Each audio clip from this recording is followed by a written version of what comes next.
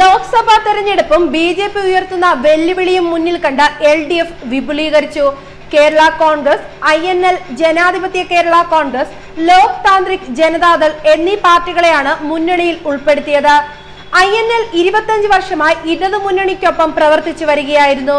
Sabarimala supreme കോടതി വിധിയെ തുടർന്ന് ബി.ജെ.പിയും കോൺഗ്രസും സർക്കാരിനെ അസ്ഥിരപ്പെടുത്താൻ നടത്തുന്ന നീക്കങ്ങളെ ജനാധിപത്യ വിശ്വാസങ്ങളെ അണിനിരത്തി നേരിടുന്നതിന്റെ ഭാഗമായാണ് ഈ പാർട്ടികളെ ഉൾപ്പെടുത്തിയതെന്ന് മുന്നണി കൺവീനർ എ വിജയരാഘവൻ അറിയിച്ചു. എന്നാൽ CK ജാനുവിന്റെ പാർട്ടിയെ മുന്നണിയിലെടുക്കണമെന്ന അപേക്ഷ ഇപ്പോൾ പരിഗണിച്ചില്ലെന്നും എന്നാൽ മുന്നണി അവരുമായി സഹകരിക്കുമെന്നും അദ്ദേഹം വ്യക്തമാക്കി.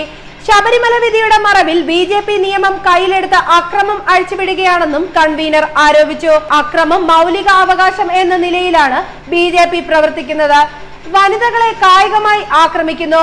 വിശ്വാസിയെന്നും അവിശ്വാസിയെന്നും ജനങ്ങളെ വേർതിരിച്ചാണ് പ്രശ്നങ്ങൾ സൃഷ്ടിക്കുന്നത്. വനിതകൾ മുന്നേറ്റമുണ്ടാക്കിയ സംസ്ഥാനമാണ് കേരളം. എന്നാൽ സ്ത്രീ വിരുദ്ധവും ലിംഗനീതിക്ക് വിരുദ്ധവുമായ പ്രവർത്തനങ്ങളാണ് ബി.ജെ.പി. നടത്തുന്നത്. സ്ത്രീ വിരുദ്ധത ഫ്യൂഡലിസത്തിന്റെ ഉൽപ്പന്നമാണ്. കോൺഗ്രസും മുസ്ലിം ലീഗും NSSും അതിനെ പിന്തുണയ്ക്കുന്ന നിലപാടാണ് സ്വീകരിക്കുന്നതെന്നും അദ്ദേഹം കുറ്റപ്പെടുത്തി. LDF സർക്കാരിനെ ദുർബലപ്പെടുത്തുന്ന വർഗീയ ചേരിതിരിവാണ് ബി.ജെ.പി. സൃഷ്ടിക്കുന്നത്. അതിന് എല്ലാ ജനാധിപത്യ വിശ്വാസികളുടെയും പങ്കുവേണമെന്നും അദ്ദേഹം പറഞ്ഞു. നവോത്ഥാനത്തെ തകർക്കുകയാണ് ബി.ജെ.പി. അതിനെതിരെ ഒന്നിക്കുകയാണ് ലക്ഷ്യം. അതിന് എല്ലാ പുരോഗമന ശക്തികളും ഒന്നിക്കണം. RSP, Leninist forward block, CK ജാനുവിന്റെ party, RJD, Samajwadi party, SRP തുടങ്ങിയ പാർട്ടികൾ മുന്നണിയിൽ ചേരാൻ കത്ത് നൽകിയിട്ടുണ്ടെന്നും PTA റഹീമിന്റെ പാർട്ടി INLുമായി ലയിക്കുമെന്ന് പറഞ്ഞെങ്കിലും നടന്നില്ല.